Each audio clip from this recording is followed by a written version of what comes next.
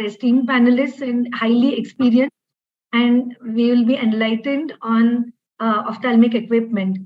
And I would like to now give Dr. Santosh Bide sir the mic so that he can take over, and Dr. Nikunj also.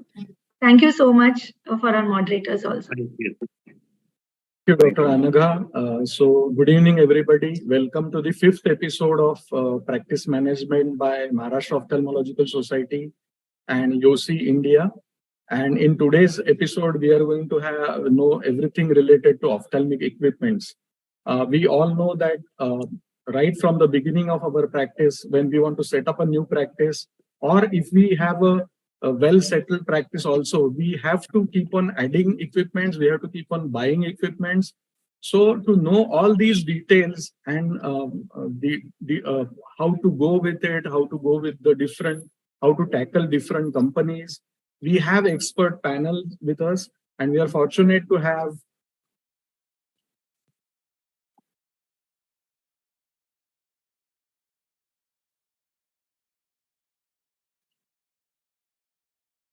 Dr. Debashish Bhattacharya as a panelist. We all know Dr. Debashish Bhattacharya. He actually really doesn't need any introduction. He's a past president of All India Ophthalmological Society. He's also a founder chairman of Disha Eye Hospitals, West Bengal.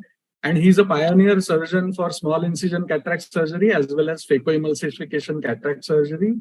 He has received many national and international awards. We also have a senior-most ophthalmologist from Bangalore, Karnataka, Dr. M.S. Ravindra. He is an alumni of AIMS and RP Center. He is chairman of Kartik Netralaya, and he is a fellow in cornea and external eye diseases from University of Rochester. And he is a cornea and anterior segment surgeon, a very senior surgeon from Bangalore. We also have Dr. Senthil. We all know Senthil as an ophthalmologist and a healthcare entrepreneur. He's a founder and CEO of Ophthalmic Practice Development. He's also a founder of Wellcare Health Systems Private Limited and Pranav Healthcare. He is also pioneer in teleophthalmology services for screening diabetic retinopathy. We have Dr. Milind Killedar from Maharashtra. He's our past president of Maharashtra Ophthalmological Society. He's a pediatric ophthalmologist from Sangli, who is a director of Anuradha Super Specialty Eye Hospital. And he has completed his fellowship in pediatric ophthalmology and strabismology from the prestigious Arvind Eye Hospital, Madurai in 1995. He's also a faculty surgeon for Orbis International. We also have thank you, sir, for having me here as a co-moderator. We have Dr. Chandrasekhar Vavike, sir, and we all know him. He's a guru for so many of us. He's a founder and medical director of Vavike Eye Institute in Mumbai. He has vast experience in private practice as cataract and refractive surgeon, and he's also a pioneer in laser refractive surgery, cataract surgery, and was first eye surgeon in Asia to perform bladeless cataract surgery. And he has developed various fellowship programs which are successfully running in the institute. And we also have Dr. Bhushan Khare, sir. He is a prolific vitreoretina surgeon practicing in Pune. He's also an alumni from Shankar Netralaya, Chennai. And we also have Dr. Zain Khatib. He's a very good friend of mine, and he's young and very active in YOSI activities. He's a medical director of phaco-refractive surgeon at Khatib Eye Clinic, and at Perfect Vision Laser Center also. So he has been trained in phaco-refractive and anterior segment surgeries. He has won multiple awards at various national and international conferences. And it will be a very good discussion here today we are going to have. We have Dr. Anaga Harur madam, and we all know her. She is a medical director of Anila Hospital in Mumbai, and she is also a member of ARC in West Zone AIS. She's also a secretary of Maharashtra Ophthalmological Society and executive member of IRSI. So along with me, Dr. Nikunj Tank is also there. He's a cornea, cataract and refractive surgeon from Indore. He has recently started his private practice since January 2021 in Indore. And before that, he was an associate consultant in the Regional Institute of Ophthalmology, Sitapur, Uttar Pradesh. So let's start with our webinar on everything related to ophthalmic equipment. So the first question is to Dr. Debashish Bhattacharya sir and Dr. M.S. Ravindra sir. So in the beginning of the practice, we have to set up the OPD. So for a comprehensive ophthalmologist, at the beginning of the practice, one who wants to set up the practice, what are the minimum essential equipments which one should buy and how to go about it? Dr. Debashish sir and then Dr. Ravindra sir. Should I Dr. take? Yes, sir. Yeah. I think autorefractometer and a trial set and vision charts. These are elementary, and a slit lamp microscope, biomicroscope. These are fundamentals of any clinic. So I think these are basic equipment. So this will, I think, cost, if you take a whole basket, I think within 10 lakhs and an indirect ophthalmoscope. So unless you want to add something more in a very elementary setup of beginning practice. Dr. Ravindra sir. Yeah, I would fully say yes to whatever he said. Indirect is absolutely essential. The slit lamp is of highest quality. Don't compromise on the quality of slit lamp. Tonometer, of course, is an essential, and depending upon your budget, starting from Shuartz up to the non-contact tonometer, it all depends upon the budget. Instead of autorefractometer, I would strongly suggest autorefractokeratometer. So that with an addition of 50,000-60,000 rupees, you have the advantage of having keratometer reading, which is very important even in refraction. And forcimeter doesn't cost much to check the power of the spectacles. So that's something which you need to buy. And I would, if the person has the budget, I would ask him to straight away go in for a phoropter system, which costs about 7-8 lakhs today. And that will give elegance to the refraction that you're doing. Basically, the patients are impressed by the type of refraction. Most of the bread and butter has to be accurate refraction. So that's possible with a good ARK machine and good phoropter system. Of course, streak and trial set are probably the most popular one because of the cost, the advantage. Senthil, would you like to add anything more in this? Should we go for A-scan biometer also in the initial stage? Yeah, I mean, definitely most of us are cataract is our major practice area. So definitely, but then there is an issue here, like straight away you have to go for the optical biometers nowadays, because A-scan biometers are becoming quite out of fashion. I mean, it's quite surprising though, but that's what it is. Tommy, I think, has gone almost out of line. So I think there's something, a Quantal, which Toshbro markets. So these are the A-scan biometers which are available. And then I think we have something special on the so we can take it up in the optical biometry biometer section. But I think it is important decision, very important decision, a big decision, because it's kind of quite expensive to go for an optical biometer. So I don't know. Senthil, you want to add anything more? Or? Yeah, I would like to add one simple CCTV system, a camera attachment to slit lamp, because it is very helpful in patient education. It gives a very good impression to the patient and relatives, and you can explain many things, and it doesn't cost much nowadays. A beam splitter, C mount, and a good digital camera will come in around 1 lakh rupees.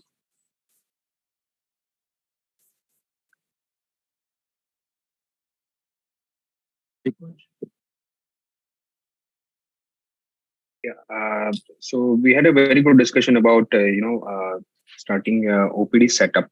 So now, next following question is, when somebody starts a new practice, not always necessary that we are going to have operation theater associated with us. Many of the practitioners also go to some other places for OT surgeries. But let's assume that if somebody wants to start an operation theater, especially the basic cataract setup.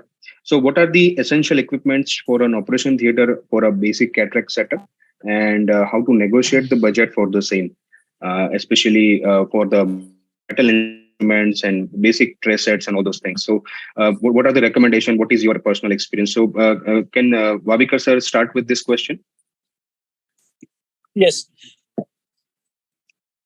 First of all, Mosi, heartiest congratulations for this webinar, what you are conducting series. It is really helpful to a lot of people.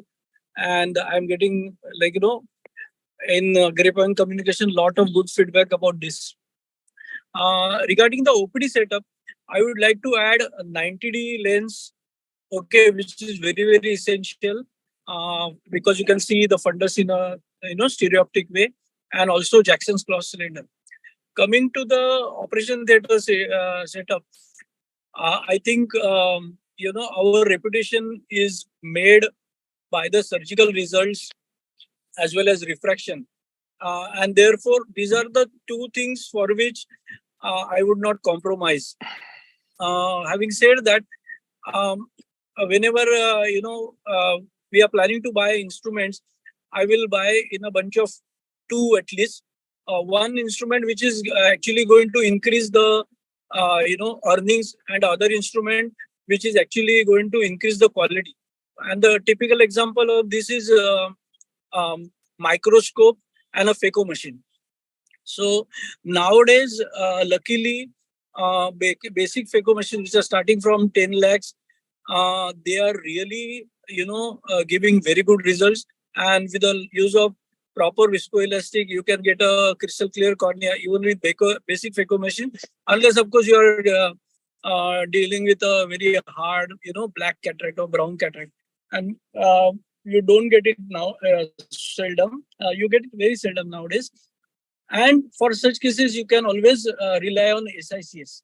So most important thing is that how fast your patient becomes 6'6", and that also preferably unaided. And for that, the three most important instruments are phaco, microscope, and A-scan.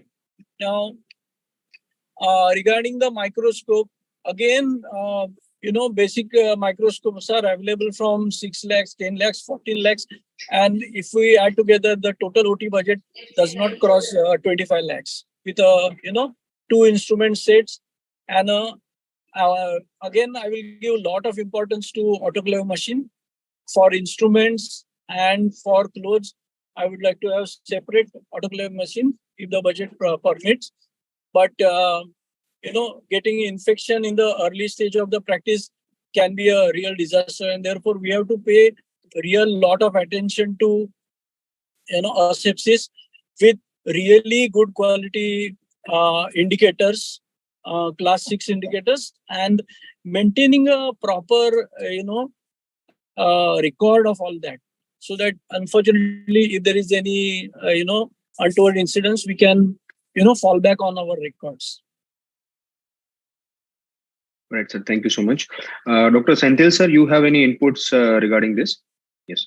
Yeah, I think starting the OT is one of the major investments when somebody starts up. And at least I would like to slightly differ from what Dr. Vavikar sir said, because a good phaco machine now cost at least 17, 18 lakhs. If you are, because the Indian equipments, I think, are not up to the par in terms of phaco. So a phaco machine, at least a budget of 18 to 20 lakhs. And then you have to buy the microscope, the autoclave, and then the OT table and everything. So at least I think the budget to set up a OT today is 35 to 40 lakhs. And surgical instruments are there, and other things are there. What you can do when somebody starts up, like when we started, what we did was we didn't buy a new microscope. So we bought refurbished microscope, which because the microscopes last for a long time. So basically, somebody who wants to upgrade it can easily, we can buy it at half the price for them, and then we can even use it for another 5-10 years. So to cut down the cost, definitely looking at an option of use microscope is not something wrong, because definitely it will reduce the overall budget of setting up an OT. And in terms of echo machine, international machines start at least 17-18 lakhs. We don't have anything lesser than that when it comes to imported machines. Autoclaves, there are now one bigger problem which we are having is we are too much focused on the multinational brands, but there are good quality Indian autoclaves which are now available, good quality Indian microscopes which are now available, which for a startup, I think will reduce the entry level into the OT segment. So definitely equipment which is even made by Indian companies, but has been proven used in many centers. Definitely you can have a try at those things. So you bring down the budget from say 40 lakhs to 30 lakhs or 25 lakhs. So that is definitely possible. So don't get fixated. Even for the auto refractors, for the previous question, majority of the times there is monopoly of the auto refractor keratometer, because we have only two options generally. But now there are a lot of these Chinese companies which have come up with equally a good result oriented ARKs at half the price. So definitely we should open up our minds to look at those equipments and not be fixated on the brands which have monopolized the market. Yeah, like people to talk very high of the microscope, which is being marketed by the OPD group, no, the Sentinels group. I think it costs around 3.5 lakhs, and with a Omni Glow attached to it, I think it gives wonderful results. Yeah, we have actually almost 120 plus doctors have started using it particularly. So even Dr. Mavikar has one. Yeah. Actually, we are using Sentinels microscope. Like all put together, it was I think around 6.5, and I don't know now the cost may have gone up, but it's a wonderful instrument, and it gives really good results. And same thing, what I feel about phaco is that rather than phaco machine, what is important is that how we handle that machine. So if somebody can do phaco within the bag with a good viscoelastic, it is possible to get a very good result even with an Indian phaco machine. Yeah, but because starting point now, rather than taking financial burden, easing on the financial burden and let the surgeon concentrate on quality. That is how I will look at it. Yes, sir. Only issue is even the Indian phaco machines are not available less than 14 lakhs. There is only one company which is selling at 12 lakhs, which has got a mixed review. But most of the other Indian companies sell it at 14-15 lakhs. So entry point. So what people prefer is rather than putting 14 lakhs on an Indian machine, might as well put another 3 lakhs to go for the Swiss machine. So that is the, so if we are in fact trying to get an Indian machine which might be costing 8-9 lakhs, but unfortunately there are not good companies which are manufacturing it. Ideal budget would be like a phaco machine at 8 lakhs. It would help a lot of upcoming ophthalmologists. Yeah, and Santosh, I think since and with Maharashtra, which has such a high density of ophthalmologists, of course, you have a lot of patients and everything. But I think youngsters, it's a word of caution and a word of one thing from my end, that definitely try to share your operation theaters, and because it's not only about the equipments, the entire infrastructure and the manpower, and to run it efficiently, because anybody who's doing anything below 100 surgeries a month, I mean, the cost of the whole thing is going to skyrocket. Like if you share it, like 6,000, 8,000 rupees for a cataract surgery, you can go to somebody else's premises and do it. an established practice, I think that would be a much better option. Once, I have some slides, but then I don't know, it's not with me at this point of time, how exponentially these costs go up, if the numbers are less.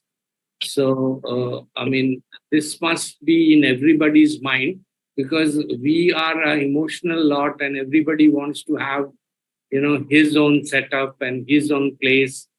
But I think we have to look at the critical numbers before we really get emotional about our investing for a place.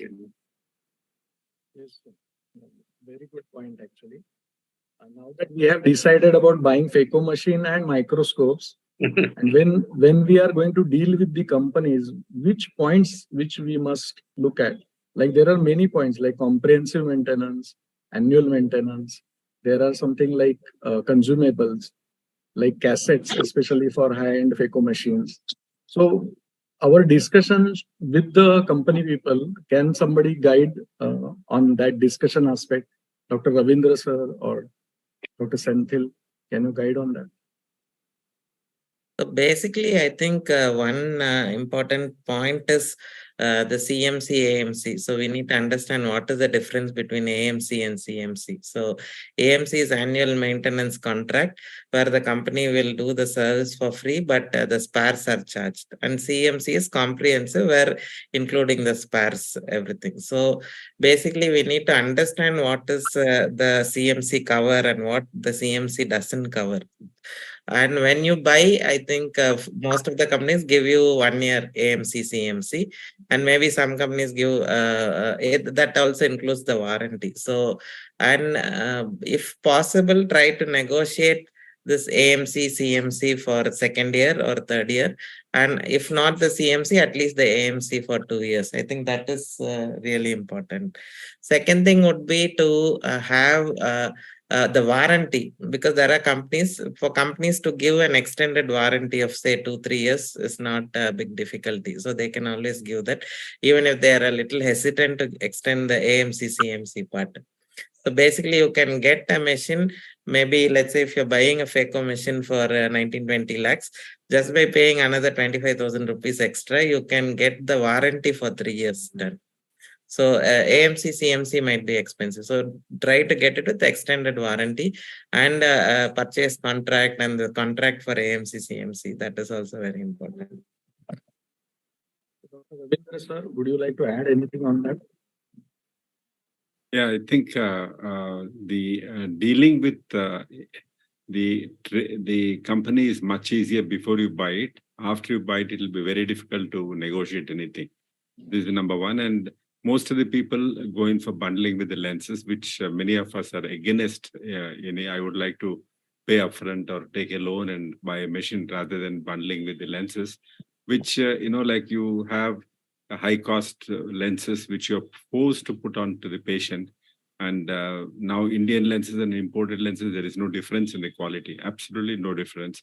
So you'll miss out on advantages of low cost Indian lenses when you're committed to an imported bundling, imported IOL bending. This is what I would strongly recommend. Always ask for additional 3 years to 5 years warranty, as well as CMC, as Dr. Senthil highlighted. And it's much easier to take. Always negotiate with 2 people, not even if you're decided to talk to one company and they have internal understanding, internal spread, go negotiate with 2 people. So you'll get a much better price with each of them, and then decide whatever you want to buy. And I would like to suggest you to ask for additional probes, phaco probes and phaco sleeves, especially instead of buying 1 probe, you ask for 3 probes, and for a small additional amount, you'll have extra probes, which will last long, and you'll be able to autoclave them and do a large list of patients. One thing that needs debate is what Dr. Debashish said. Your operation theater has to be top class. Don't try to bargain, trying to reduce its size, trying to reduce its quality, materials used. There is a price for it. And as ophthalmologists, you've done so much to come up to certain level as an ophthalmic surgeon, do not hesitate to invest another 20 lakhs or 30 lakhs rupees right in the beginning. You can take loan. Interest rates are very low right now. And always take the guide. Whenever you talk to a company, if you're a youngster, take the help of a senior most person who is working on that machine. And he will have good contacts with the company, and he'll certainly be able to help you out with additional benefits, or he may give a lot of clues to you. And it's not a bad idea to have neutral operation theaters being run by senior doctors who can invest money and allow all the youngsters to come and practice. I think, now it's not only in Bombay, it may not be there, but everywhere there is a need for NABH, there's need for the insurance companies tie up. So that becomes, and it's a big thing, as Dr. Debashish mentioned, it's a very big backup. And all that, if 10 doctors can pool together their resources and make a first-class operation theater in their own area, I mean, that's a very, very long positive way to scale up in a big way. Since we were talking about bundling of lenses, I would like Dr. Bhushan Khare to comment on bundling of lenses and buying equipments. Dr. Bhushan, please. Your opinion on bundling of lenses. I am personally against it, but the companies always promote it because it gives a long-term commitment for their products, which I don't think we should get tied up in. Another point I will like to make as a starting setup, we should also look at electrical supply to our machines. A good UPS is mandatory with an isolation transformer, considering the irregularities in the electric supply, especially in Maharashtra, what we have. And it's very costly to get the machines repaired later once you bought them. So it's very good to have a investment in that right at the beginning. So good online UPS, which gives a good sine wave, that is a must. There is what we call a good online UPS with an isolation transformer. That means that any surge coming in is not transmitted distally towards the machine. One's opinion is that one should not fall in the trap of bundling of the lenses, because it is not beneficial to ophthalmologists, it is more beneficial to the companies. But what about refurbished machines? Dr. Senthil's opinion and Dr. Milind Kilde's opinion. Yeah, actually, the refurbished market in India has not picked up basically because of two things. I think one is the psychology of our Indian mindset that we are very much attached to our equipment. So we don't want to sell it unless it really doesn't work. Second thing is, even when we want to sell it, most of the time doctors don't expect a realistic price for that. So basically, somebody uses a machine for 10 years and then still he wants to get at least 60-70% of the purchase cost. So those are the two reasons refurbished equipment market has not picked up in India. And other thing is, the people who sell these refurbished equipments, like the middlemen, most of the time they are not reliable people. Many of us have had very bad experiences. They take money, they give machines which don't work. So basically, the best option to buy refurbished equipment is from another doctor colleague. So you buy it from a colleague, and then you make sure that you go there and send somebody to inspect the machine personally, because the companies might not be very supportive of this. So you can get hold of some local technician who will go pack it and then get it for you or courier it in a proper way. I think that is very important. Basically, when there is an upgrade, see, when somebody wants to buy an OCT, the upgrade on OCT, so the company offers very low price for the other OCT. Let's say there is, I don't want to mention any company name. So maybe OCT bought at 25 lakhs. When you are upgrading it to the next model, so the company offers you only 4 lakhs or 5. So it's in a working condition. So instead of giving it back to the company just for the discount of 4-5 lakhs, you can give it to another junior ophthalmologist who can use it, pay even 1 lakh extra or even at the same cost. And I think I have got a few equipments like that. Many ophthalmologists who are upgrading, they said company is offering only this. I said, instead of giving to the company, you give it to another ophthalmologist. I'll ask them to pay 1 lakh more. So basically, refurbished equipment, I think the market with the dealers or the middlemen doesn't work in India because of no transparency and not good operators in the market. Better is to buy from ophthalmologists. And when we are selling equipment which is used for 7-8 years, I think we should also consider it as helping another junior ophthalmologist to come up rather than expecting unrealistic price for that. And when somebody is buying, you have to be very careful. Don't pay any money upfront. Just send somebody, inspect the equipment, see that it's working in good condition, and then take. But always understand that it's always a risk to buy refurbished machine. So you let's say you get a OCT for say 7-8 lakhs, but sometimes there might be a possibility that it might not work. Very remote chance that it may not work after 1 year. So you have to be prepared to that eventuality. So it's a risk. It's a risk. You don't get it along with the AMC, CMC. The companies selling the refurbished equipment, but they are very expensive. I don't think we should buy from the company. They are almost charging. They don't tell you the date of manufacture. They just sell the refurbished one with a huge price and maybe 6 months AMC, CMC, which is not worth it. I think better to buy from a colleague. So we have a group in Facebook where there are almost 1,000, I think 5,000 ophthalmologists. It's called Ophthalmic Equipments Forum, where all the doctors can post the equipment which they have, and other doctors can contact and buy from them.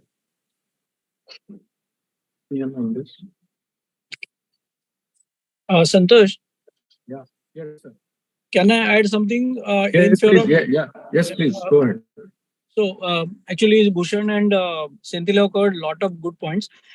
So something in favor of bundling, not that I will definitely ask somebody to go for bundling, but bundling typically enough. Suppose you are buying an instrument of rupees 100, you have to consume lenses worth rupees 500. So 5 times.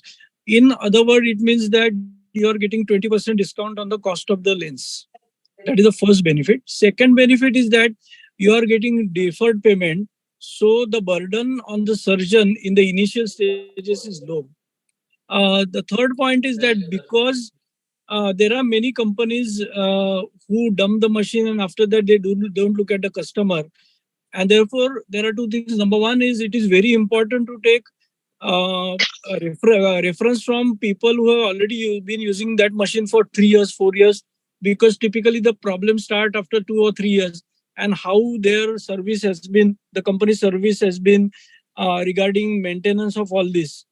Coming back to bundling, when bundling is done, there is something in surgeon's hands also, because the surgeon has a capacity to stop bundling if the company does not give heed to his calls for breakdown and all these things.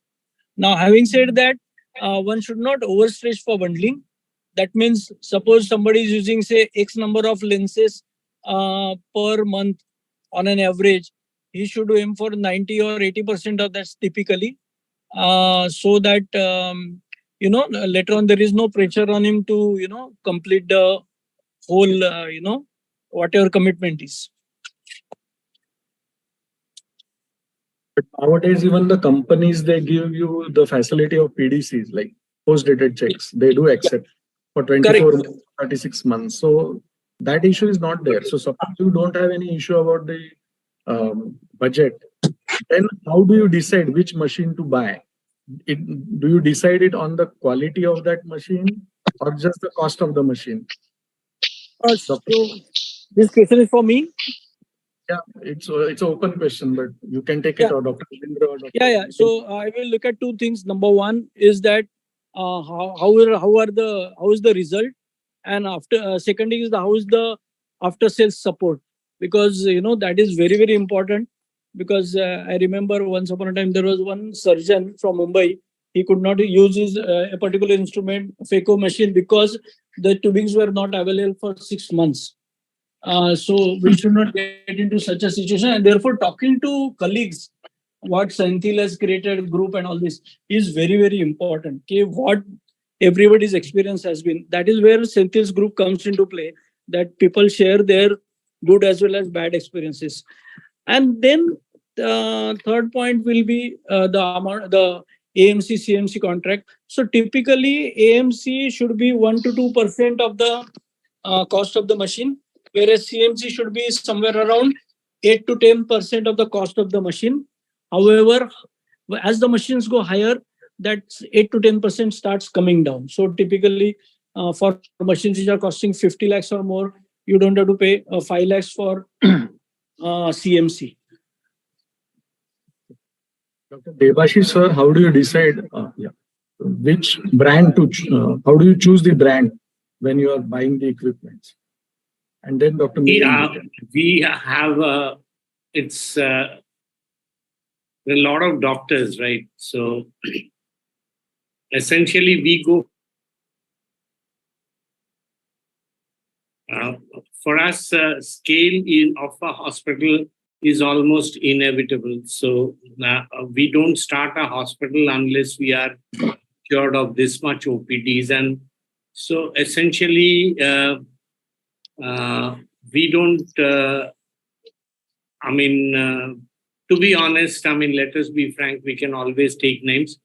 When it comes to phaco machines, it's only Alcon and nothing else. So that's a general agreement in our hospital chain. So, but that may not be true for everybody. They have to work in their scale. So essentially, what Senthil was mentioning that these things have to be looked into. But I think I would fully agree with Vavikar because there is a capex and the company is also looking at the sale of equipments. At the same time, it's also has a commitment towards sale of a revenue coming in. So that is the intraocular lenses. So, and whatever your nature of practice would be, I fully appreciate Dr. Ravindra's point of view that the Indian lenses are very good now. And they are much cheaper, but then again you will be having a subset of patients who will always be wanting the top quality, the best lenses. So like when you refer to the best lenses, you refer to the best practices, companies which are old and like Alcon or Johnson Johnson, etc., etc. So here again, you can bring both the companies together and both the things together. And so bundling in we follow a lot of bundlings because because we have got the numbers, so we can bargain well with the companies in terms of lenses also. And equipment actually sometimes once the ball starts rolling, it becomes a different ball game altogether.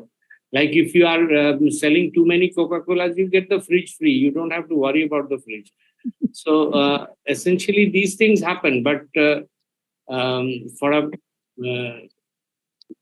decent setup, we must actually focus, because I fully endorse my interpretation of what Dr. Ravindra said, that when you are doing an OT, don't make little compromises. Those little compromises don't really help, because in group practice, like-minded people, whatever you may call it, or share somebody's infrastructure, not an issue, but don't settle for, anything less, because today the vision at which we are operating, we have to give the best outcomes. There are no compromises here. So unless you have the best of machines, and best of equipment, you cannot give those results. Bundling,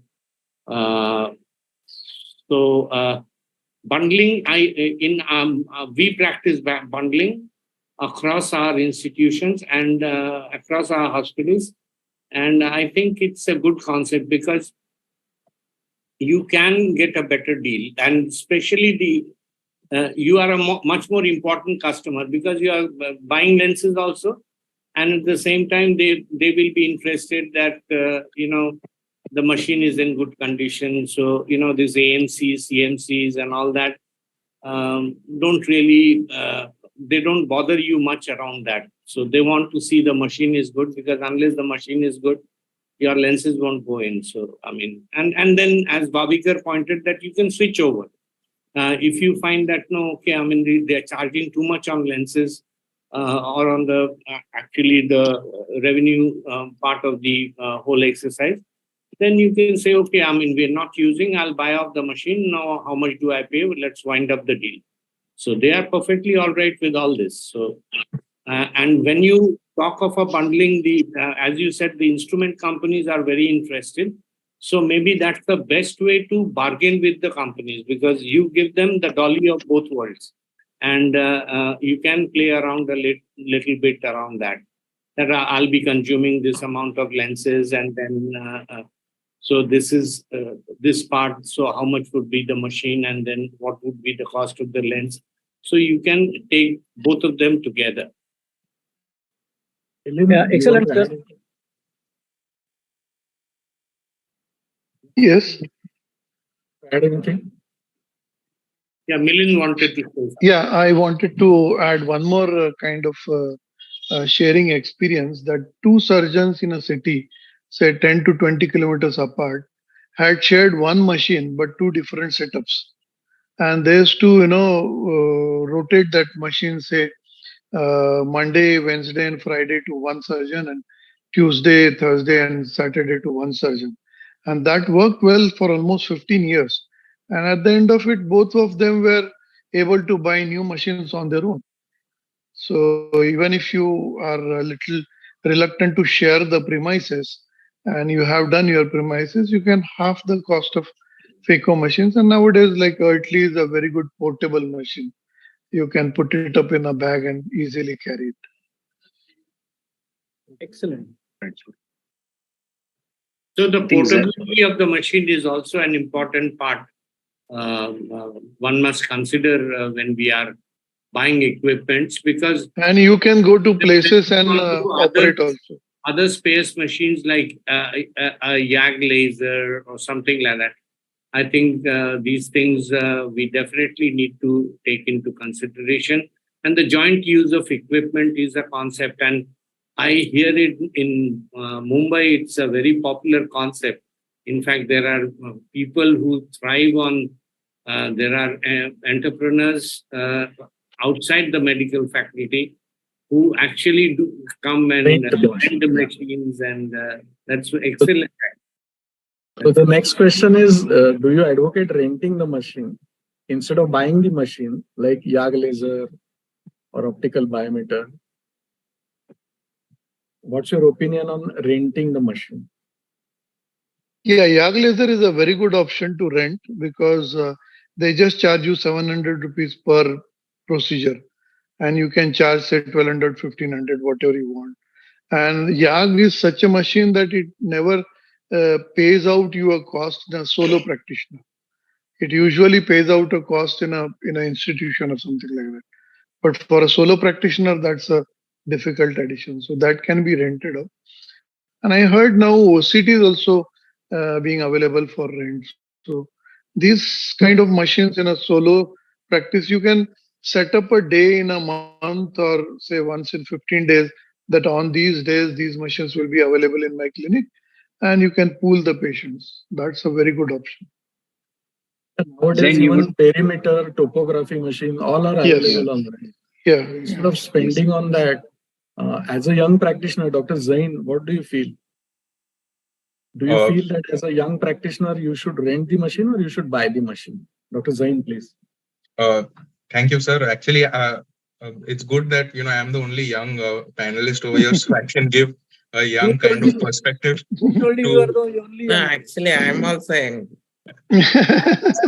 Dr. Nikunj also, he can also comment on this question. Yeah, definitely. Sir, I don't feel that renting the machine is a good option. It depends on what your volume for that particular need is. So, for example, YAG laser, as sir said, as a solo practitioner, definitely it helps because it's never going to, pay out buying a YAG machine. But something like topography and OCT and all, it's very difficult to pool such patients, because you have to do that every OPD. You cannot collect patients for OCT topography. If you are, say OCT, though nowadays is a must, I would say, in all general ophthalmologist practice. But as an anterior segment surgeon, topography also is something that is little difficult if you start to, kind of pool patients on a particular day, and then you end up losing out those patients.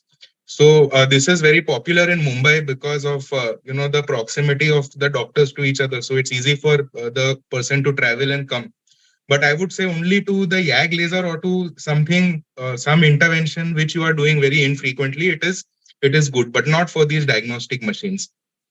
Secondly, I would like to add that when you are looking to buy a diagnostic machine, what we as young ophthalmologists have, is a lot of time. Like, sometimes we are not as busy as senior doctors. So I would suggest that uh, attending these all possible conferences where there is a good trade is extremely important, and make a good rapport with the representatives.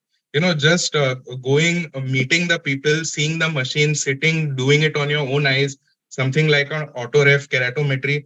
If you ask 10 colleagues, out of them, 8 of them will say that you buy these machines only. These are good. But these are machines which you can see for yourself when you go to the trade. And even the Korean and Chinese companies, these are all now, they all take stalls and come to the trade. But unfortunately, we don't go enough to the trade to check out these machines ourselves when they come. So that is something we should do. We should even go to the international conferences as young ophthalmologists and meet the actual engineers of these Korean companies who sometimes don't come here. Here, only the distributors are there. But meeting the engineers, talking about the intricacies of the machine, all these things, really gives us an input, and then we can decide about buying the machine. Very good input. Dr. Nikunj, you want to add anything as a new ophthalmologist? Very good points by Dr. Zain, and I really agree with him that going to trade gives us a new insight about machines itself, and also updates our knowledge about what are the new machines which are available, because sometimes few machines which are there, but we are not aware of those machines, and we can incorporate into our practice. So in our practice, we started in 2021. We have in-house machines, almost all of them, but and we have other colleagues and friends who send patients to us for corneal topography and sometimes CT. So yes, it is very important to have in-house machine if it is possible, because for a topography scans we do almost daily, almost 20 topography scans. So it is very important to have it in your house, in-house, because you will not be able to pool those patients. If you give them dates, sometimes you may lose the patient also. So that is also another important thing. So should we take the next question, sir? Yes, please. Go ahead. Yeah. So we all agree that we need to give excellent outcomes to our patients, and that is the ultimate goal for each and every one of us, being it a solo practitioner or a group practitioner or even an institutional practice. So we need to have state-of-the-art OT and OPD, and as well as for anterior segment and a cataract surgeon, the biometer is a very important, useful tool. So in current times, the optical biometers are taking over, and there are multiple optical biometers are available. But I would like to have a discussion about which optical biometer is better, and which is better for its price, and which is the best no matter the cost. So I think Dr. Zain has Tomy or a Nidec one. When I would like to start with his opinion, because he had given me a good opinion about the machine, which none of us know about also.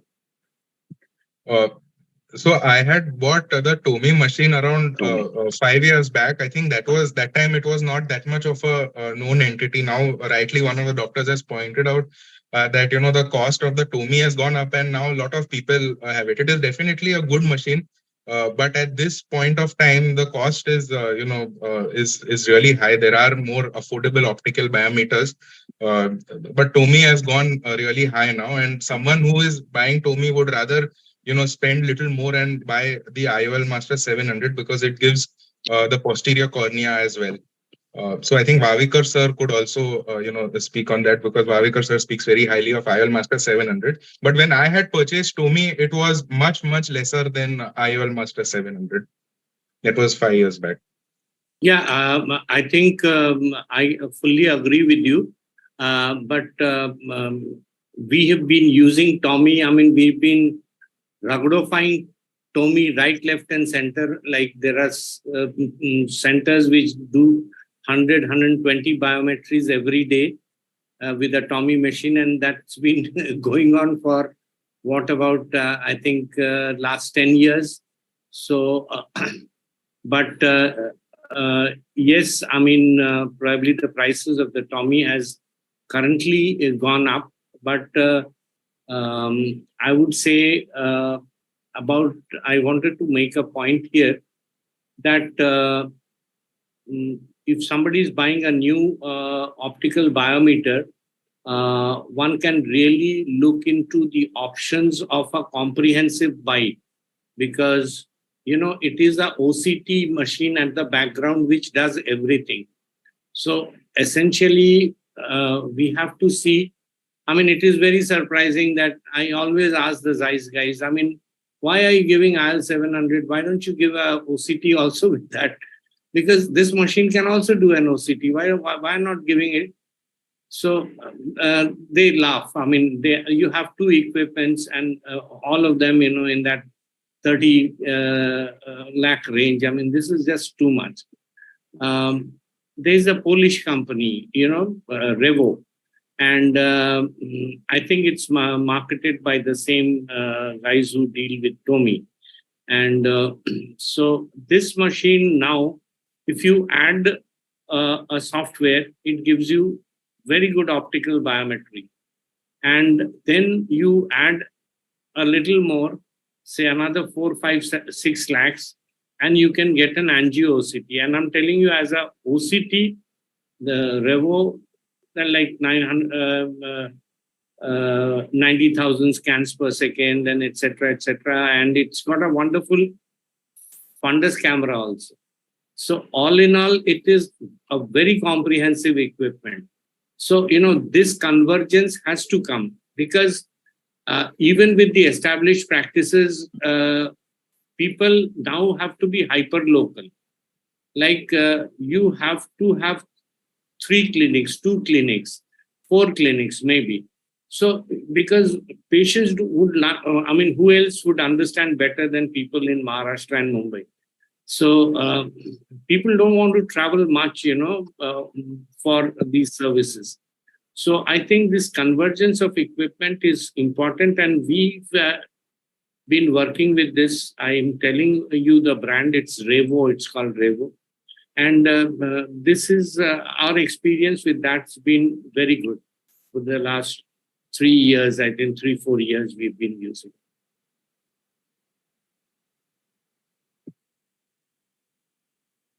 Sir, you want to add anything?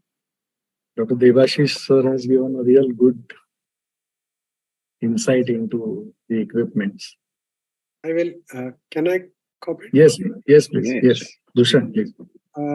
Regarding young ophthalmologists, when they start, I will say that they can make a group of 15 to 20 of their friends, either where they've done PG or fellowship, and form a group so that they can buy equipment as a group together. That helps to bargain, because when we bought an OCT, we got a concession of 5 to 6 lakhs as we had purchased in a group. So it does help. And that group anyway grows together. Need of the surgeons also is similar. And for most of the equipment, you can bargain as a group. Yeah, there is a question on buying equipment as a group and a group practice. That question is is there actually. So since you have initiated that, so the opinion about buying the equipment as a group you have already shared. So even I think Dr. Senthil is also for that, because he has also created different groups for buying the equipment. But what about Dr. Ravindra sir? You want to add anything in this? The best time to buy the equipment is year end. They have January to December is the year end for the Americans or Europeans.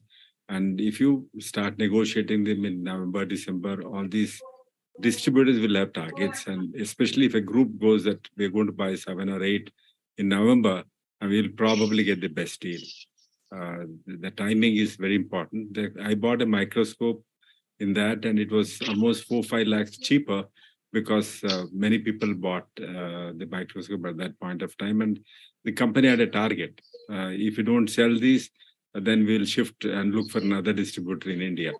So, so those kind of opportunities are there, which often comes. The OCT and all these machines, you have to look at not only the brand and the price, but also the availability of the friendly service agent. That's extremely important. There are some companies which are not very good, not very friendly. They may be friendly to top 4, 5, but what is important is friendly to most of the doctors. I mean, the discussion, as it's rightly said in the groups, will go a long way in selecting the proper machine which has good service back. Can I add something about the group buying? Yeah. So basically, I think companies are also very smart. So they don't want doctors to join together as a group and negotiate, because they feel that their selling power and their control goes away. So that's very difficult. We have tried. We have been successful with some companies. We have been not very successful in many companies. Basically because generally companies don't want 5 people to join together, and they try to play between the doctors because we are not having the time. So ideally, there are a lot of group purchase organizations in the US which have been very successful at that, because they do it in a very professional way, because we don't have the time as an individual practitioner to kind of handle the nitty-gritties of a group purchase. So what is required is a more professional approach, which I think we have tried through our Aftal buying group, because we have people working only for that. And so basically when we work together as a group, outsource the purchase to the other organization which will negotiate, then things start working, rather than individually we trying to join. Because we tried it with the biometers. There are 2 issues. One is there are monopolies. So there are only 2 brands which we have to buy. And these companies are very particular that even if 100 people join together, they don't want to give it below a certain point. They have their price fixed at that point. And even if 10, 20, 30 join and try to negotiate, they are very strict that they don't want, because anyway, their target of that there is one company selling, I don't know, 200, 300 optical biometers in a year. So his sale is going to happen even if 10 of them join together or 20 of them join together and negotiate as a group. So instead of that, maybe we have to go to the next company, rather than going to that market leader who is monopolizing that particular, say, optical biometer segment. Is there another company which is equally or slightly lesser than the top end, but reasonably economical? Then the group purchase might be possible. So we tried a group purchase with the microscope companies, because there are only 2 companies which are monopolizing the microscopes. Then we thought it's not working. That was the reason we thought, why not we go to good Indian manufacturers who make reasonably good microscopes, and then we supply it to the doctors. That is another approach for that. Basically because for any equipment in India, the buyers are only those 10, 12,000 out of 26,000 ophthalmologists. There are only 6 to 8,000 who are directly buying equipments. Others are working for hospitals, working for government and other things. So the market is very small. And these are monopolized. For every equipment, there is a monopoly. So let's say YAG laser, there is one Indian company which is monopolizing, and the other international companies are very expensive. And as Dr. Ravindra has said, most of the very high cost equipment, like a microscope which is costing 60, 70 lakhs, they know these are the 5, 10 customers in particular cities who will be affording that microscope. So they only approach those people. So basically, a group purchase needs a more professional approach. I think it cannot be done by maybe sometimes it is successful when 8, 10 doctors join together. Maybe company was desperate to reach the target, but generally companies don't support a group purchase. So that is the issue. Yes, sir. The other catch is that there's a site called you can subscribe to that, zoba.com. And this basically gives you the import price of everything, and also the equipments, lenses, everything. So it's zoba.com. And so if you know the price of a particular product, the company has imported, so you have greater strength. You can show them that, like, see, you have actually imported it for this much. So this is your cost to the Indian company here. Now, why are you charging this much? What can we do around that? And that's one way. And the second way is that usually we need to, as one of the speakers was saying, that you need to go into the depth of the company and find out. An entrant will give you a very good price. If you are sure and if you have international connections and you know somebody is trying to make an entry in India, they will offer the best prices, and maybe but of course we must be sure of the services. So entry companies give a good price. And Dr. Ravindra's point is very worth noting, that it is the end of the year for international companies, November, December, when you get, just to fill up their targets and stuff like that, they can give some off-loading prices. So, yes. So group purchase is one aspect, and second is a group practice. And Dr. Milind has a vast experience of group practice. So, Dr. Milind, can you just enumerate? Yeah, I would like to elaborate a little bit. And having two group practices so far, one is a diagnostic group, which is running successfully for 28 long years. It was established in 1996, and now it is the reins have gone into the second generation, sort of. So the senior group of 8-9 directors, we have almost kept the membership as such, but not directors. And the second group has taken over as directors now.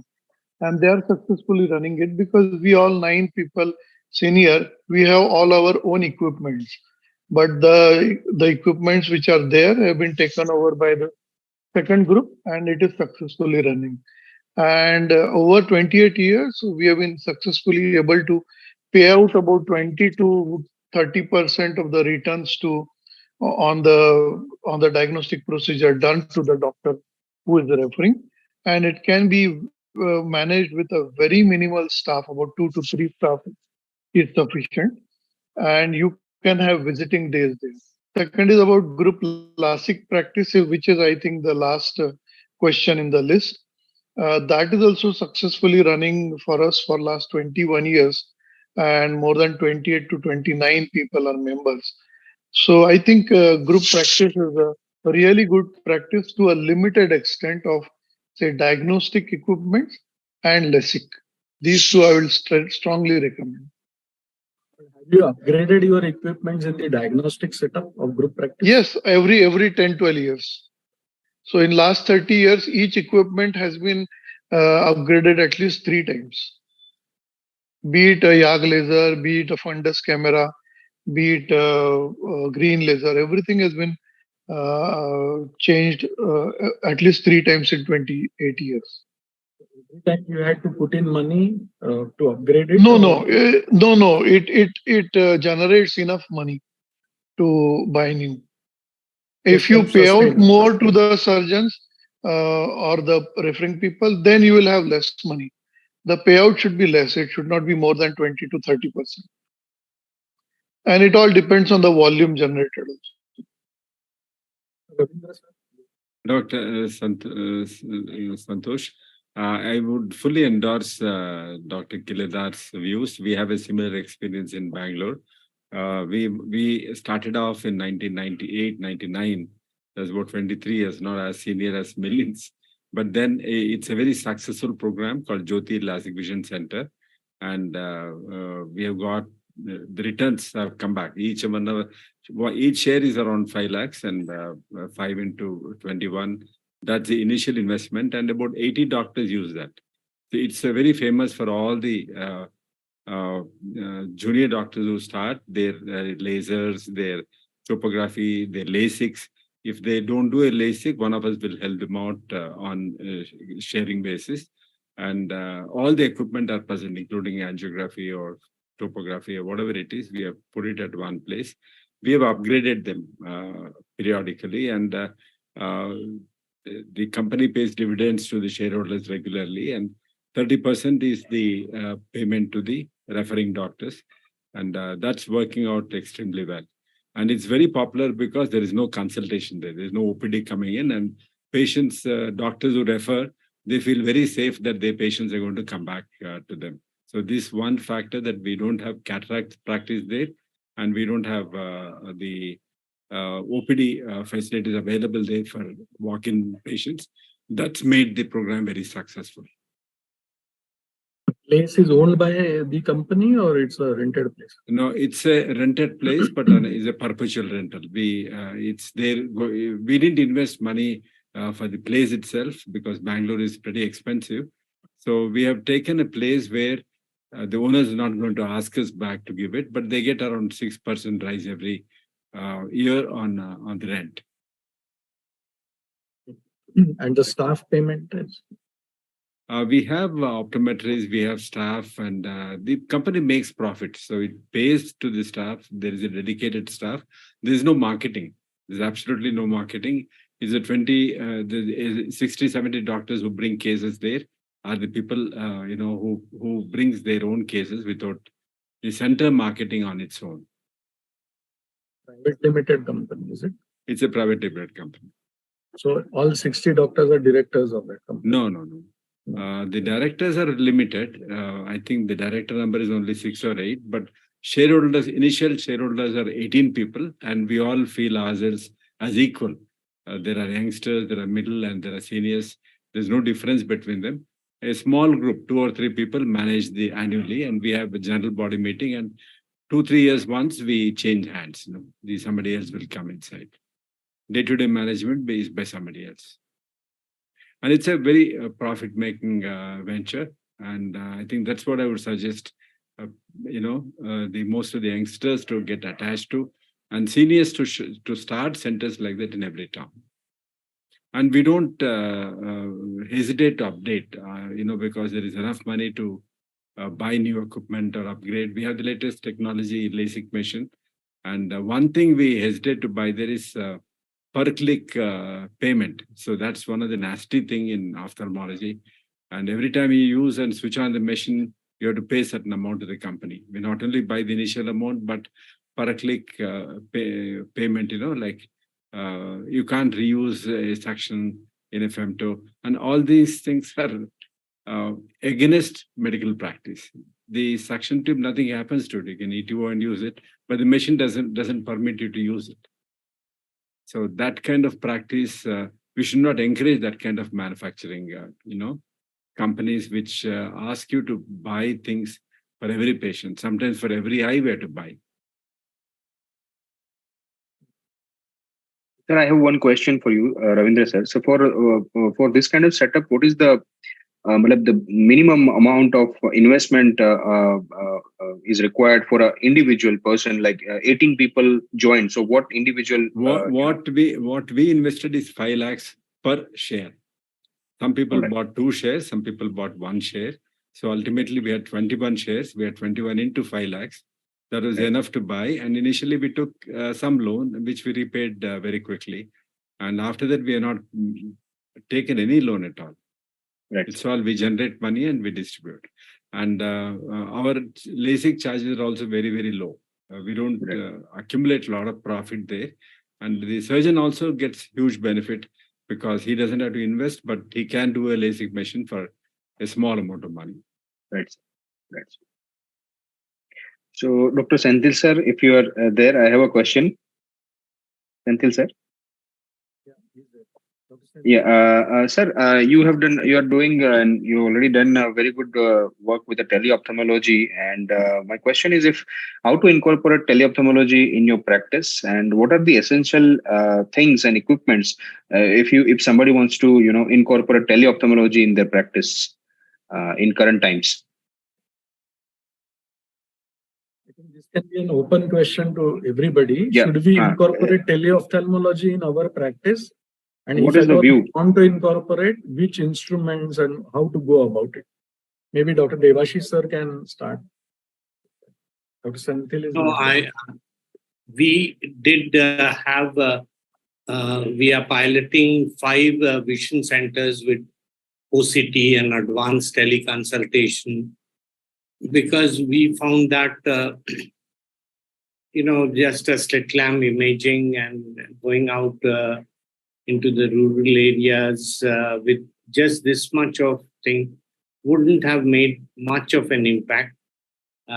So it has a spectacle shop, it has a OCT, it has an optometrist who's also a good ophthalmic technician.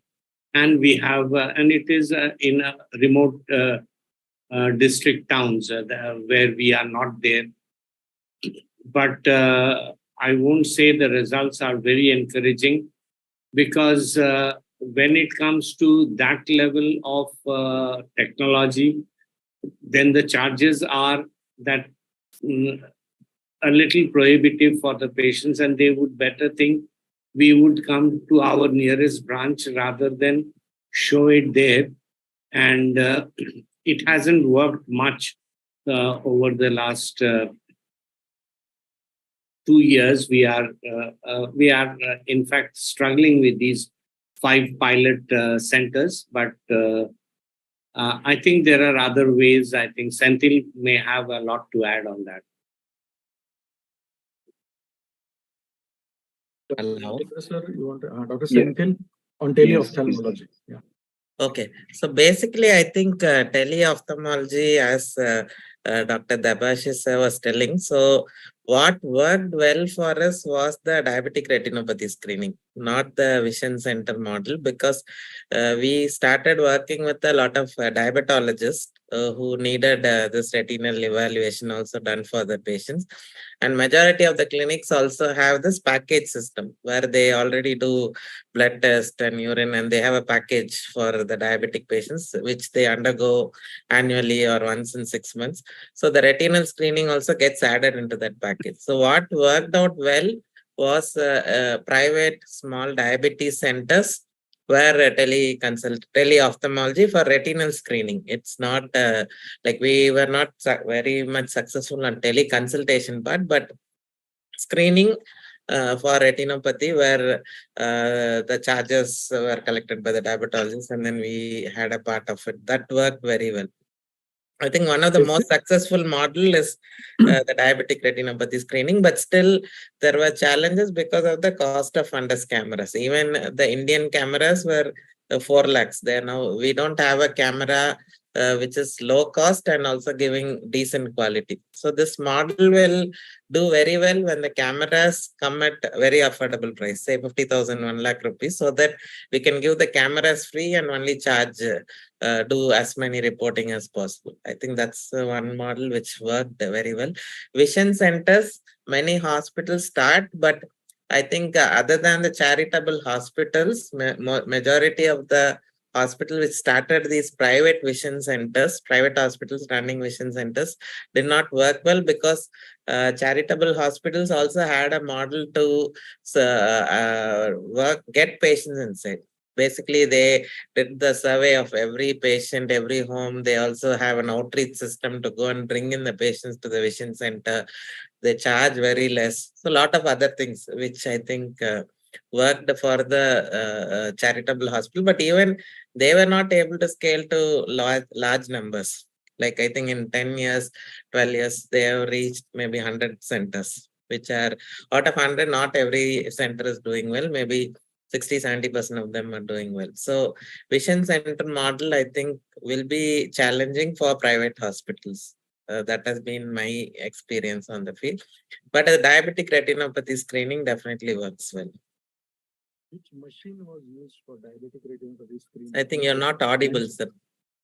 Which fundus camera was used for screening of diabetic patients? So in most of our teleophthalmology centers, we use this Forus company called. We use almost in more than 150 plus locations now. And sir, may I ask what is the cost for that fundus camera? For this 4S camera, I think they have two models. The regular one, the basic one is, I think, around 3.54 lakhs. And they have a high definition one, which is around 5.5, 6 lakhs. Right. Still, this model will work when the cameras are less than 1 lakh or 50,000 rupees. Or maybe a mobile phone can be capturing a very good quality fundus image, undilated image. Then these things will work well.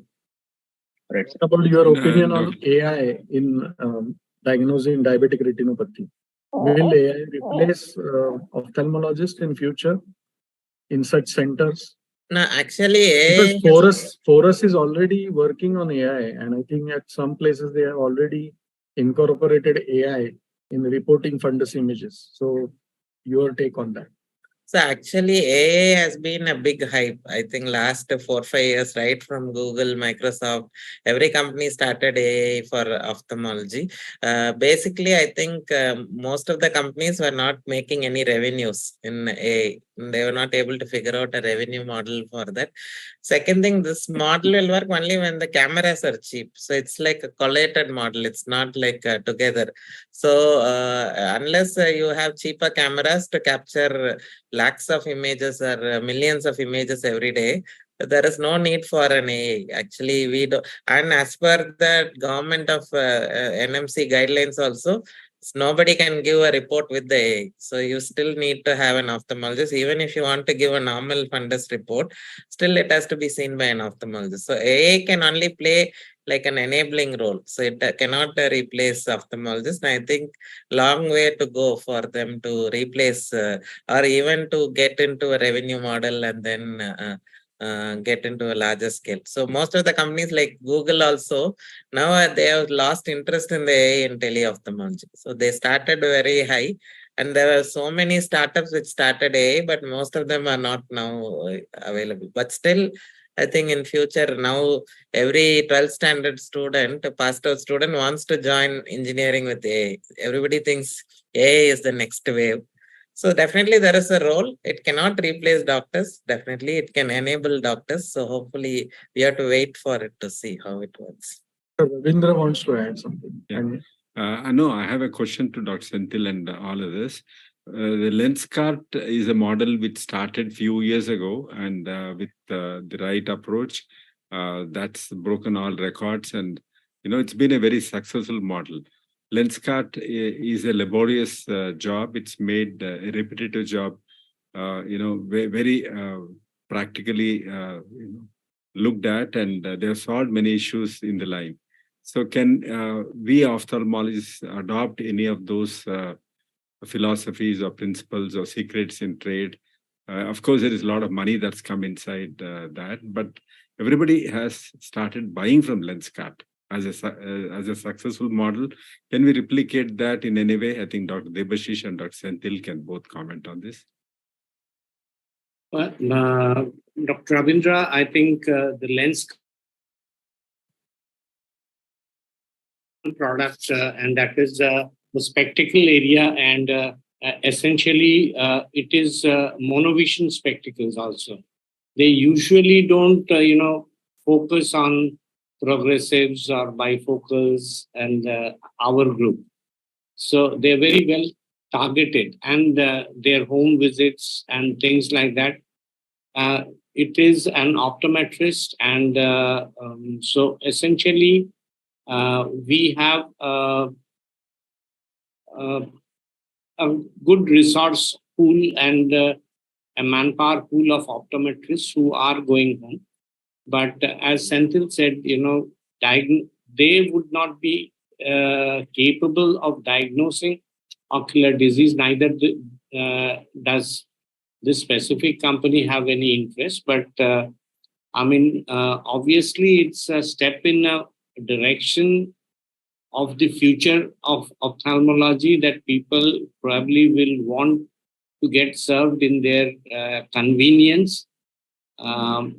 But how far the doctor community can actually reciprocate, and how can we connect and get, which Senthil was saying, that, to get in good things for the doctor to comment on in this tele thing will be a difficult proposition. And we cannot actually, at this point of time, scale up a good model around that. For mere spectacles, I think, yes, it works. And it works like, see, the amount of money Lenskart has burned. And they first take up revenues. They don't even look at what the EBITDA is. So it's like just getting into the numbers. How many customers did we have?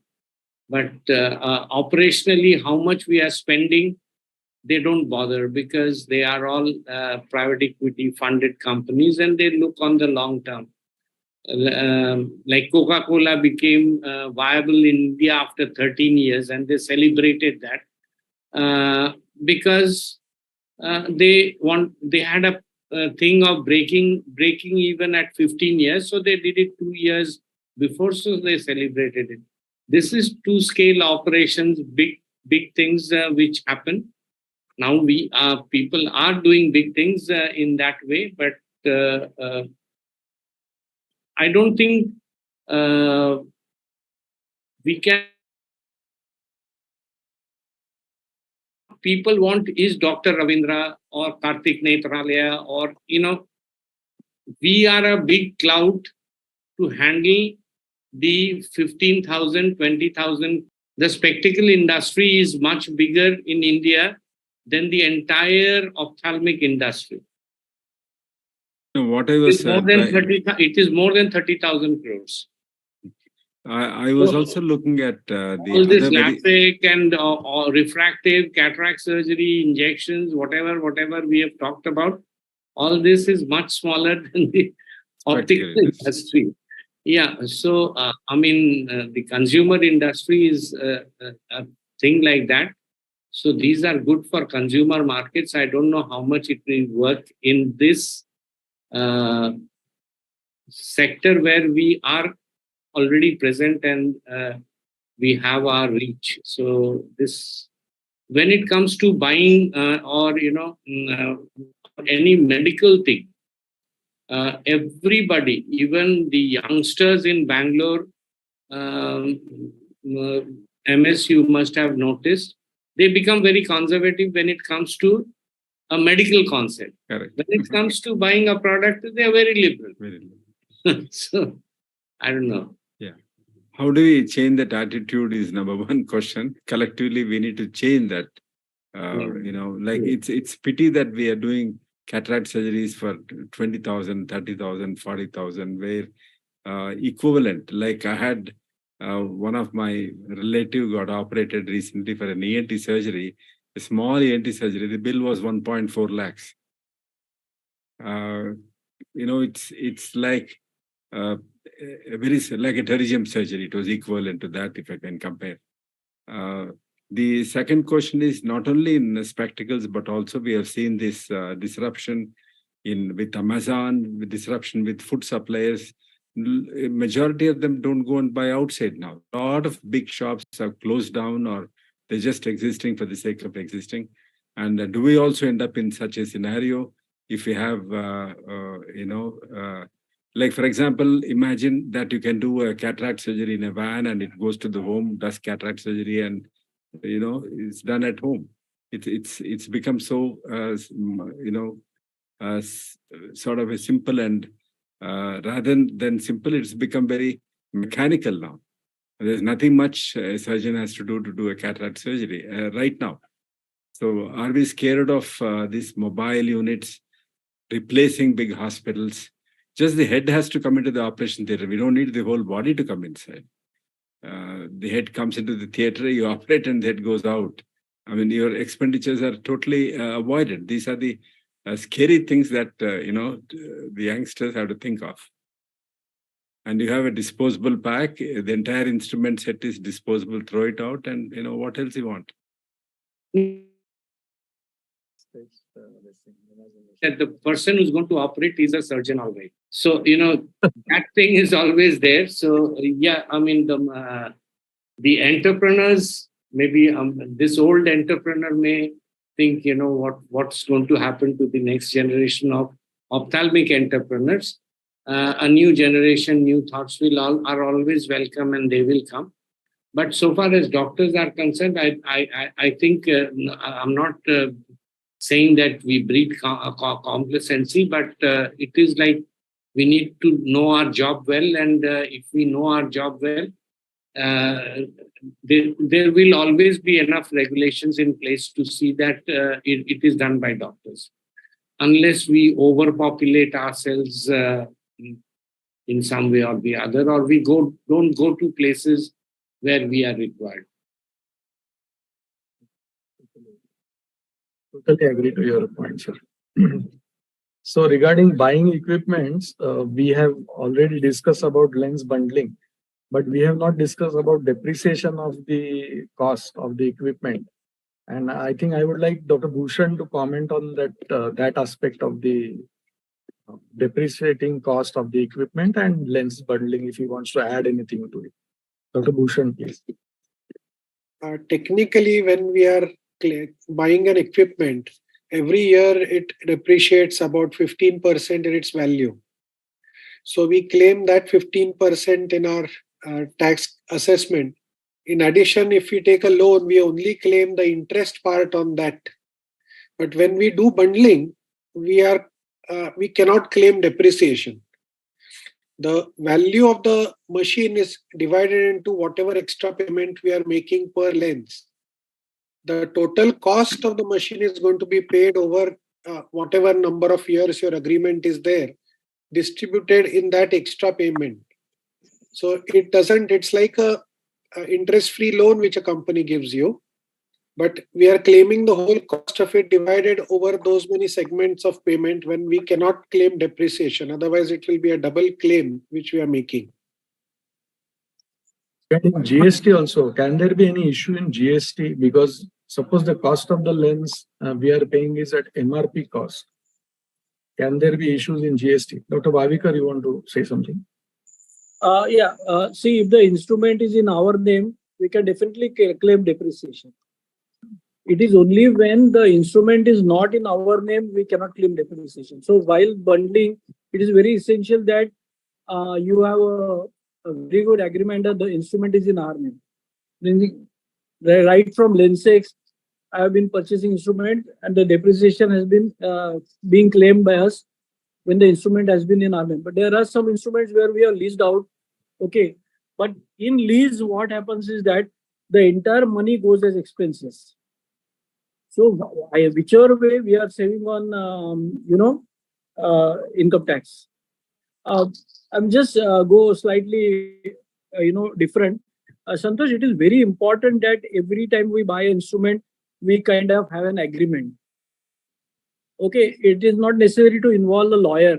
We can just jot down all the points on a piece of paper, take the dealer's signature or the company person's signature and our signature, and give one copy to that person and one copy to us, so that in case unfortunately tomorrow there is a dispute. Typically, when the agreement is there for 3 years, 5 years, after 4 or 5 years, we don't remember what we have spoken or written, spoken or taken for granted. So that's why, and it is very essential to in that to understand what is the meaning of CMC, which are the parts which are covered. Like right now there is a big debate going on where CMC of the LASIK machine, they are not including ARF cylinders.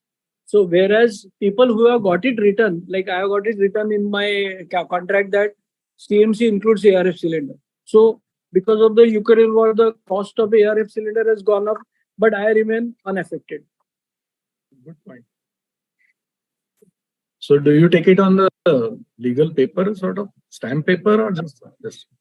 No, it is not even 100 rupees stamp paper. It's just on a plain paper, but it is very well written, and shown to them in advance and everything, and we just sign it and we keep it with us.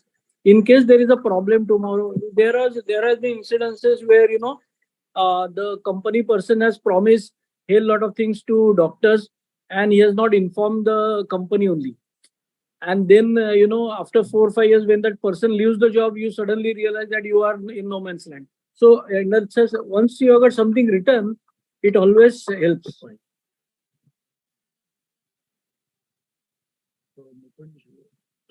Yes, sir. I think we'll take this question as probably the last question. So, in current times, the EMR is very essential, I believe, because we have it, and I've been working with the EMR for past 2 years, and before that also. So, what EMR generally our esteemed panelists suggest, and is it necessary to have an EMR from the beginning of the practice, or you upgrade it little later when your practice is also upscaled? So, in bigger institutes, what EMR generally sir prefers? Dr. Debashish sir, you have multiple hospitals, so what EMR you have at Disha? Software of our own. Yeah. So, and that is on the cloud, so it's on AWS. Cloud based. Right, sir. But I think that's not what is applicable to others. So, in fact, we connect everything. Like if somebody has done a OCT here, so that's uploaded, and the patient goes to the other center, they can download that and everything. So it talks to everything about the patient. So that's a big EMR, and actually cloud platforms are very expensive. Otherwise, as just to hire also. But again, everybody must have a EMR. I wouldn't know. I think others can give. There are very small companies who have these EMRs, and I think every practice should definitely have a EMR from day one. It's just a computer. That's it. Correct, sir. Ravindra, sir? I think I'll fully endorse right from day one. You should have EMR, and you should have the basic knowledge of how to use system and how to maintain, monitor, repair, and all those things. I would insist that like we have been EMR right from beginning. I think the first EMR was in 1989 or 88 when the computers just started. I had Dr. Babu Rajendran is the person who had the first EMR created for him, and I went to him and looked at it, and we started the computer system right at that time. Very important, and it's wedding for it's like a wedding.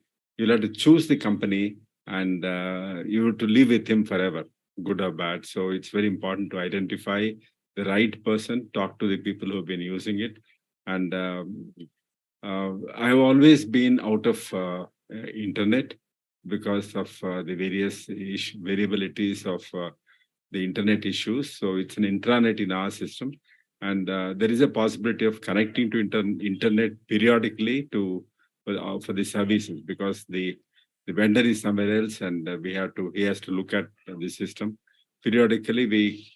It's our option to connect it on the internet. Otherwise, it's an intranet, and we extensively depend upon the network, internal network. But everything, we have about nearly 100 computers, and they all talk to each other. Sitting anywhere in the hospital, you can access any patient's details in a go. Like OT notes, it's immediately entered, and next day if the patient sees the patient, it's available everywhere. So I think it's a must today to be dependent upon EMR. There is no other go. Ryan, you want to add anything as a? Yes, sir. I just wanted to say that definitely I agree. EMR is a must, but we should look at the companies which are now shifting to Android EMRs, Android-based EMRs, because it adds the whole other level of convenience. Besides seeing from any part of your hospital, you can access the data from your home. So I am using Android-based EMR. So two big advantages are that you can access from anywhere in the world from your phone, and any document you don't need to attach separately. You can just use your phone camera and click it, and you get that document attached, whether it's a topography, OCT scan. And you don't need to invest in many computers. Even if you are expanding, you don't need to invest because everyone has a mobile phone. Probably you need to have Android tablet or something. But optometrists, receptionists, they all can do from their individual phones. So I think Android-based EMRs are the way forward. Thanks. Good input, Dr. Zoe. Zain, can I ask a question? Yes, sir. What about confidentiality? Because if anybody can click a phone, somebody's report can leak, and there is a breach of confidentiality. What we have, whenever we are seeing a patient, there is a understood, agreement that here whatever his reports are will be kept confidential. So whatever it is still part of a software. So it is an app which you can put how many ever passwords you want and keep it confidential. So even it's just that the accessibility, it's through the Android software and not through Windows software. That is the only difference. So it doesn't change the confidentiality. Okay, great. Thanks. Do we have any other inputs from other panelists regarding EMR? I think one common misconception, many times we had this discussion happens in our group about the cloud-based, whether cloud-based EMRs are not secure and whether our data will be stolen and all these things. I think that is an unnecessary fear which most of us have. Like we just listened to Dr. Debashish sir that even a large organization like Disha is having a cloud-based EMR. So most of the time you can even these companies are not going to steal. They don't have, because their business is EMR, so they don't have a business of doing an eye care practice. So they will, most of the time they are bound by agreements, and it's just like our bank account is on the cloud. So I don't think there is any risk on having a cloud-based EMR. So because now most of the things are in cloud. So as long as you have a reputed company and which has got the data on a good service like Amazon, this should not be a problem. And if your practice is a large size, I think you can even have your own cloud, though the EMR is there, but the cloud access can be controlled by your separate space in the cloud for your own hospital. So this concern on cloud-based and whether the EMR should be the server-based in our own hospital, because buying that server and then maintaining it and all those things are expensive. So cloud-based EMRs are the way to go. But problem which EMR companies face in India is like the paying capacity, because many times we don't value the EMR like an equipment, because equipment we think it's solid, so we are ready to pay for an equipment. But on the other hand, many hospitals want to have an EMR for say 10,000, 20,000 rupees a year, which is practically not possible for the companies to give at a very low cost. So we should value EMR also, that it's a product which has got a lot of developmental effort and all these things. Majority of the companies are not able to survive because they don't have the volumes at the lower cost. Because when we are going to go for low cost, then they need to have a large volume. Otherwise, invest in a very good EMR, reasonable EMR, which the company with a good background and company which will stay for a longer time. Otherwise, when we buy low cost for 20,000, 30,000, I'm sure the company will definitely run away after some time. So it's not just yeah. Great discussion. Can I just make one input? Yes, madam. Yeah. So regarding the EMR, like we have been using it since 2008. And I think one point definitely is access to patient data, where a patient who has come, say, 10 years ago, also you will know exactly what has been done. One more important thing is the statistics. No matter what you do, if you just write on paper and give, you will never be able to keep statistics of your patients regarding their geographical location or anything else. So that is a very important factor which will determine how you can, your vision for the future, your growth, all that you will get only when you have data with you. So today data is king, and EMR is the only way you can do it. Secondly, another thing is, one biggest challenge when people actually start using an EMR is it takes a little time for you to adjust to making those entries, especially consultants who come for part-time. Who are not used to it, and that becomes a hindrance. And then they say, "Chalo, ye to likh do haath se." So you have to make sure that every data is entered. even if it takes some time, and that is a challenge which you need to this. Maybe you can have OPD assistants who can help in putting in the data, because doctors may take a longer time to enter and all that. But that needs to be taken up. That's Yeah. What about images and drawings? Everything. Yeah, everything you can put on the EMR. Very valid. Dr. Senthil, I have a question. Yes, Dr. Senthil, when you, Dr. Debashish also, how do you prevent hacking in cloud-based program? See, big companies also get hacked. Is there a possibility of losing the data by hackers? So basically, yes, especially Senthil, AIMS was hacked, na? Yeah, I mean, it was hacked. Sir, it's a very possibility is a remote possibility, but see, I mean, we have experience of using both the Microsoft Azure platform and the AWS platforms, but they have their own protection levels and everything. So, I mean, if our data is hacked, I mean, as Senthil said, it is costly. Like even at our scale, our cost calculations only for the server thing and the software, it comes to around 27 or 28 rupees per patient with 12 lakh OPDs, right? So, I mean, it's expensive. We spend about 2-3 crores only on the software and the hiring the data charges. I mean, the local thing, alliance and broadbands and all that, and the Azure platform. So, but I mean, AWS is taking that money, and or Azure is taking that money. So they better protect it. I mean, you cannot just.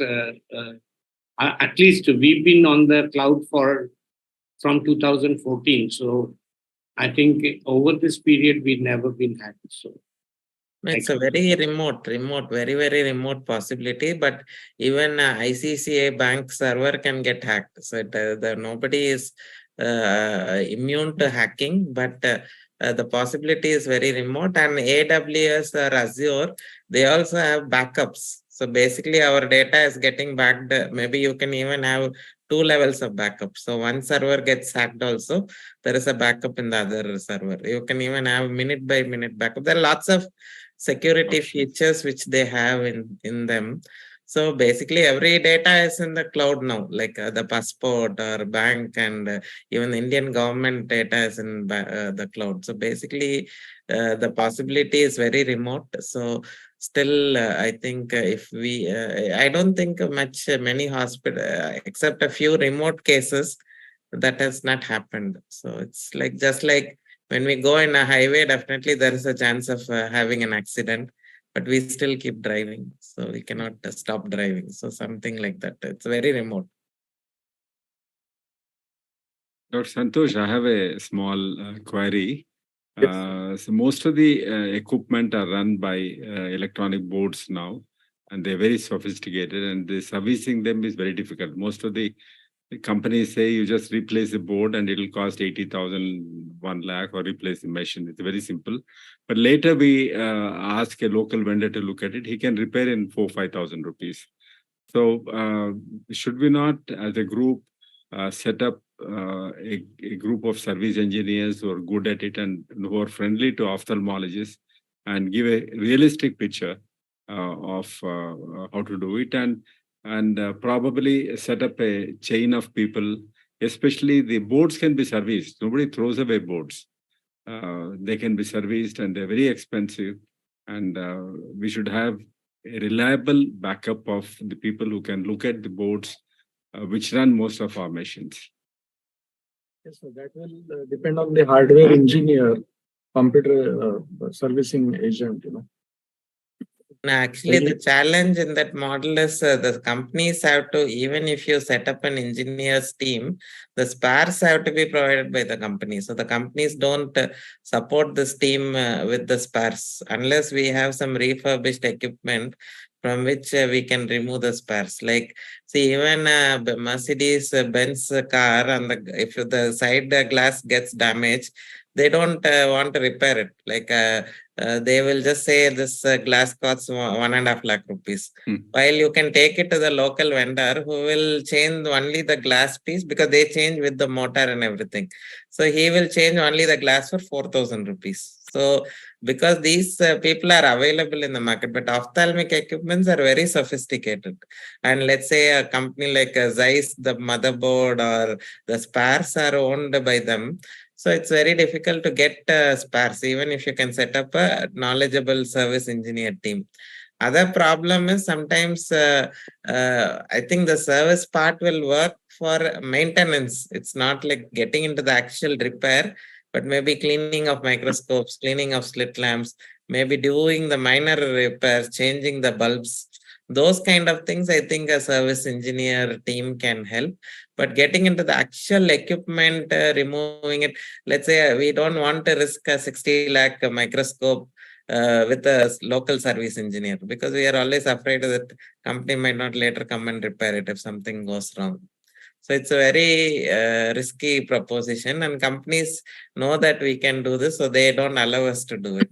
So they are also very smart. So, but general tendency is they don't. The engineers here don't have the capability to prepare part by part. So whenever there is a problem, they say you change the full motherboard. So then that's how. So they either send it to the parent company, get it back. So that's the problem. And with the current fluctuations, the electricity fluctuations condition in India, these equipments are more prone to such problems here. So even at multi-specialty hospital. Yeah. Sorry. So even at multi-specialty hospitals, there are biomedical engineers who actually are supposed to repair the equipments. But my experience is that they cannot repair the equipments, or they don't get the required parts. Like our old equipments have old computers which are Windows XP based. So the hardware which is required for those particular computers is not available in the market because of the newer hardware which is available. So actually repairing really becomes very difficult. And in Bangalore, you won't get XP.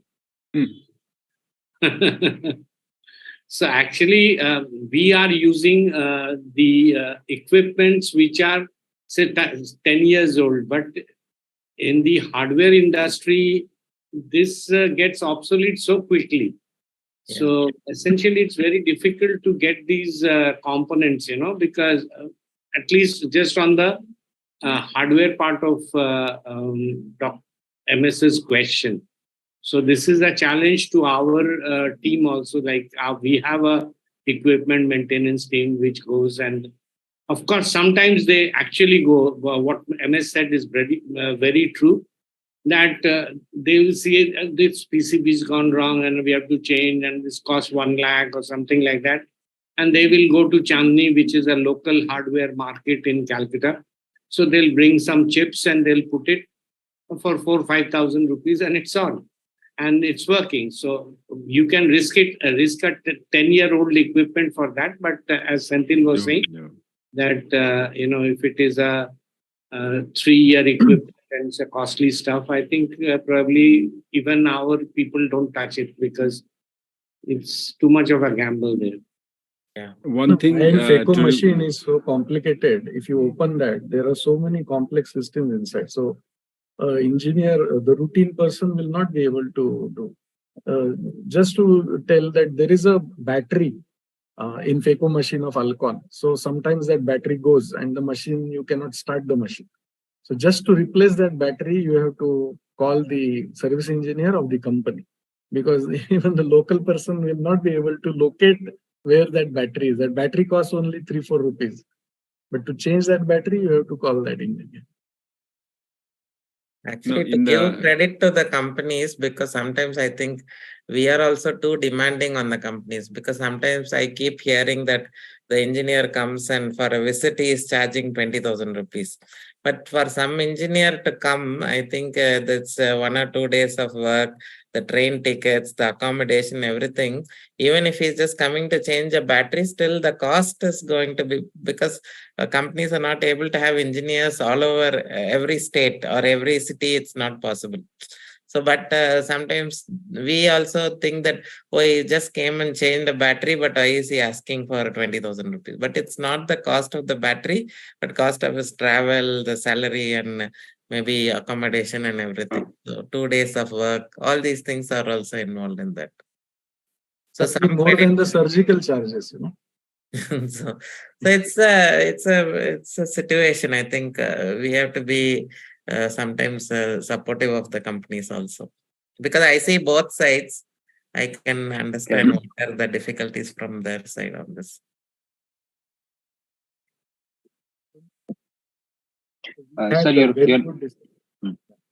Yeah, the one input is like when I have friends in other industries, whenever they buy an equipment costing lakhs of millions of rupees, they would always insist on the service manual. So there is very huge resistance from our industry to give service manuals, while they're supposed to share service manuals if the user asks for it. They give user's manual, but not service manual. If you have a service manual with it, in case the company is closed, a local entrepreneur may be able to look at it and identify the boards, circuits, and replacements and all that. I think all of us should start asking service manuals from whenever we buy an equipment. Great point, Dr. Ravindra. I would also like to add something, that whenever we get an instrument, it is very important that we get properly trained on. So many times we start using it, and like after 3 years, we realize, oh, it has got this function also, that function also. So typically, we bought MS39, and Milescape people, they were here for 3-4 hours for 4 consecutive days. And then also we think that we don't know the machine that well, but it has got such tremendous, you're paying so much of money and hardly using anything of it. Like, buying a very, very expensive smartphone and using only for calling. That is how it happens. So important that we take proper training also of each and every equipment we buy.